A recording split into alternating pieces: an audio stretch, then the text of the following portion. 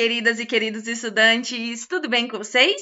Sejam muito bem-vindos e bem-vindas a mais uma aula de metodologia científica. E na aula de hoje nós vamos estudar um tema muito interessante, dando prosseguimento ao entendimento das citações, muito utilizadas nos textos científicos, nos textos acadêmicos, mas hoje nós vamos ver uma parte adicional e muito importante, que é dos estilos de citação. Afinal, para cada momento, para cada situação, há um estilo diferente que nós podemos aplicar no texto na forma com que nós escrevemos. E vocês já devem ter visto, ao ler algum tipo de artigo científico, que há diferença, né, entre as formas das citações. Mas vamos lá entender um pouquinho sobre isso?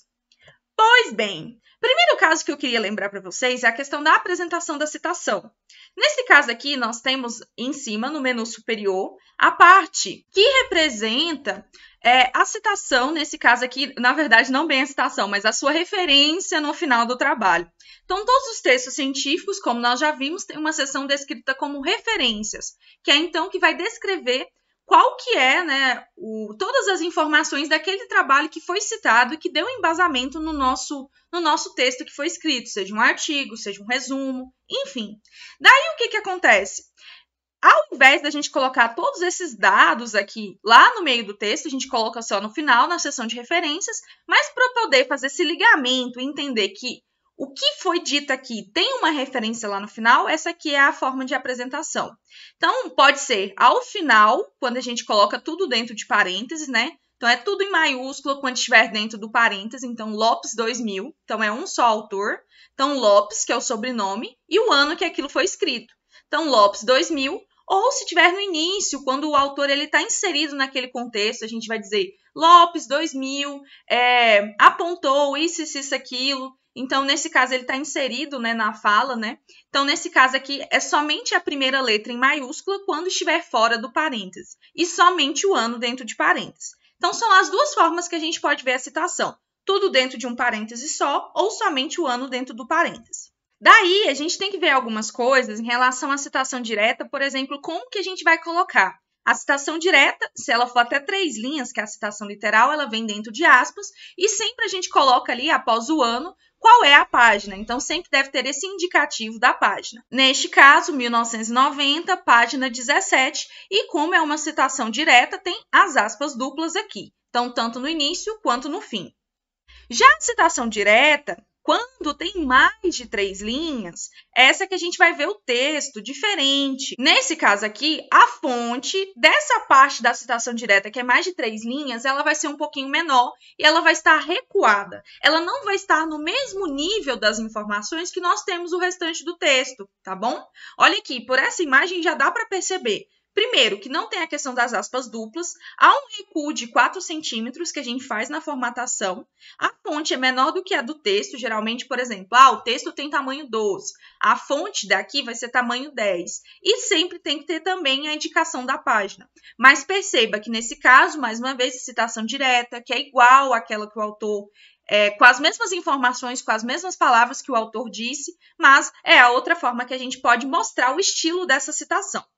Outro exemplo, claro, agora mudando, né, da citação indireta. E na citação indireta, o tamanho da fonte ele não vai variar. Então, na anterior, a gente viu, né, que o tamanho da fonte ia ser um pouquinho menor. Aqui, nesse caso, não vai ser. E não deve-se utilizar aspas. E não precisa indicar qual é o número da página, tá bom? Então, nesse caso aqui, ó, Genko 2002, cita a presença de disso, daquilo. Então, é uma forma. Lá no final, Jason 2003, está dentro de parêntese. Então, são os dois jeitos que a gente pode perceber da citação indireta, seja no início, seja no final, com a questão da apresentação, né, dos parênteses, sendo tudo dentro ou tudo fora, e nesse caso aqui, com tudo escrito em letra maiúscula. O outro caso refere-se à citação de citação, que é aquela que a gente não tem acesso ao texto original que o autor disse. Em primeira instância, você vai citar alguém que o citou. E nesse caso aqui, a gente tem o APUD, né, que é essa sigla que a gente vê aí também. Então, nesse caso, eu não consultei Silva, que foi quem disse isso pela primeira vez, mas eu consultei o trabalho de Carneiro, que foi que citou o Silva. Daí, então, eu uso o APUD aqui nesse caso, que é a parte, então, de citação. Então, perceba que há o primeiro, depois o segundo. Mas, Thalia, aqui a gente está fazendo quando tem apenas um autor, né? Nesse caso aqui, Silva, foi somente uma pessoa que escreveu esse trabalho. E se a gente tivesse, por exemplo, 2 pessoas escrevendo um trabalho, como eu faria? Então, tem aqui o caso de citação com 2 autores. Então, se vier no início, eu vou usar o E, né? Então, Zaccarelli e Fishman, aí colocou somente o ano dentro dos parênteses, então 1994. Então, sempre uso o E entre os autores quando a citação for fora do parêntese. E aí você descreve tudo aquilo que o autor está falando. Outro caso, quando a gente tem aqui no final, né? Então, quando a gente vai fazer lá no final do texto, né? Quando está tudo dentro do parêntese, então a gente usa o ponto e vírgula, sim. Então, nesse caso aí, a gente coloca o nome do primeiro autor, ponto e vírgula, o sobrenome, né? O nome não, né? Sobrenome. Sobrenome do primeiro autor, ponto e vírgula, sobrenome do segundo autor, vírgula, o ano, e coloca tudo isso dentro de parênteses, tá bom? E aí, também tem a opção com 3 autores. E aí, o que acontece? Você vai colocar os sobrenomes, né? Então, nesse caso, Zaccarelli, Fishman e Cunha.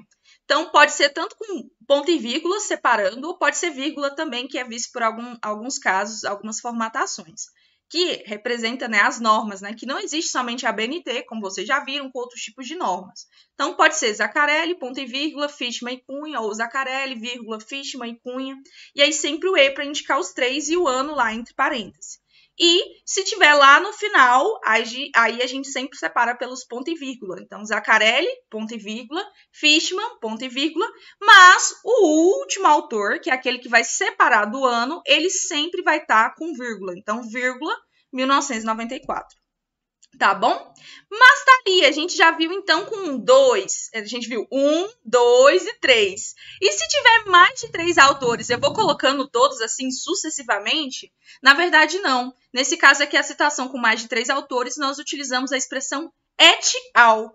Então, que significa demais autores. Então, a gente vai fazer essa expressão, assim como o apud, que é uma expressão para representar, né, nesse caso, a citação da citação, o et al representa e outros autores, né, e outros colaboradores. Então, nesse caso aqui, a gente vai colocar apenas o primeiro autor, né? Então, nesse caso aqui, Lotufo et al, que significa Lotufo e outros autores, em 2001. Então, aí coloca a informação. E aí, nesse caso aqui, o et al também continua tudo em minúsculo, e é dessa forma, tem que ter o pontinho no final e depois o ano. E lá embaixo, quando tiver, né? Então, temos lá Lotufo et al, ponto, vírgula, e o ano que a gente coloca na frente, tá? E o et al permanece em minúsculo, então isso é muito importante. Daí temos agora outra coisa que a gente precisa lembrar, né? Que a gente sempre está usando ali no final dos parênteses, quando a gente está falando de um parágrafo que foi citado apenas por uma pessoa. Então, a gente escreveu com base somente em um autor. Mas pode ser que um parágrafo, o texto que eu estou escrevendo, tenha com base com 2, 3 pessoas diferentes. Nesse caso, 3 trabalhos diferentes. Então, quando tiver vários autores no mesmo parágrafo, que estão apresentando ideias que estão se complementando entre si, então a gente também pode colocá-los juntinhos. Então, a gente faz lá, né? Dessa forma, Parker, Wall e Jackson, que é um trabalho, 1997, aí tem o outro trabalho. E Parker, 2000, demonstraram não sei o que, não sei o que. Até mesmo se eu quiser fazer comparativos, né? Eu posso, né, trabalhar o mesmo parágrafo sendo escrito com base em diversos autores, em diversas obras, para poder escrever o meu trabalho e assim dar um embasamento muito claro e demonstrar comparações ou semelhanças. Então, é possível. Quando eu vou escrever um parágrafo, não necessariamente eu preciso escrever somente com base em um único autor. Então, fica aí a dica para vocês. E a maioria dos estilos também a gente vai vendo ali muito na prática, mas fica aí um breve resumo para vocês entenderem quais são os principais detalhes que nós temos que ter e bastante atenção quando formos escrever um trabalho científico, tá bom? Beijinhos para vocês e até a próxima aula!